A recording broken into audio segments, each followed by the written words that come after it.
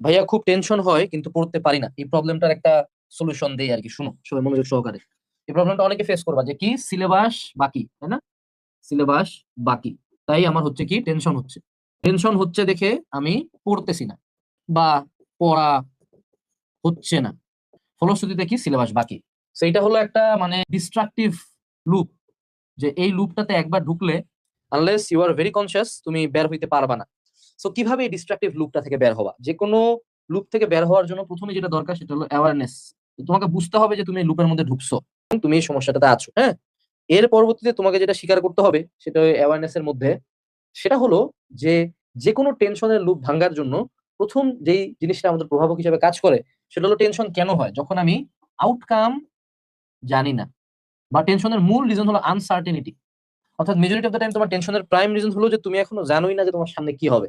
তুমি এখনো জানোই না যে তোমার সিলেবাস কি আদৌ শেষ হবে কিনা, এবং তোমার কাছে কোনো রিটেন প্ল্যান নাই, এবং তুমি অলরেডি হয়তো বা মনের মধ্যে ধরেই নিছো যে তোমার এইচএসসি পরীক্ষা খারাপ হবে। ফলশ্রুতিতে তোমার ব্রেন অলরেডি গিভ আপ করে ফেলছে। So আমি যে কোনো সময় বলি যে পড়া শুরু করার আগে একটা রিটেন প্ল্যান বানাইতে। অর্থাৎ যখনই আমি 45 ডেজের প্ল্যান দিছিলাম, আমি নিজে একটা এরকম প্ল্যান লিখে দিছিলাম যে কোন দিন কোন চ্যাপ্টার পড়বো, এবং বলেও দিছিলাম যে, এবং আরো একটা ভিডিও আমি দিছি যে মাত্র 5টা চ্যাপ্টার আগে পড়ো।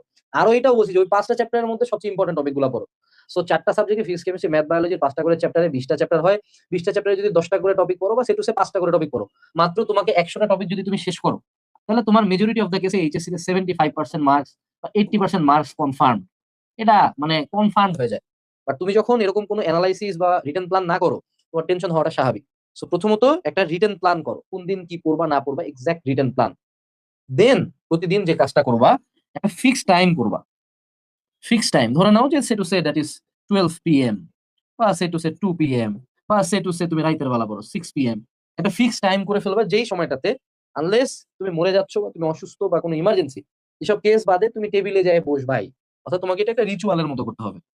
দেখো ভয় সবারই লাগে, পড়তে সবারই খারাপ লাগতেছে, বাট তুমি টেবিলে যায় বসবা, বই ওপেন করবা, প্রতিদিন ওই টাইমটাতে তুমি বসবাই। বাই হুক অর বাই কুক, এটা হলো তোমার প্রথম ও প্রধান কাজ।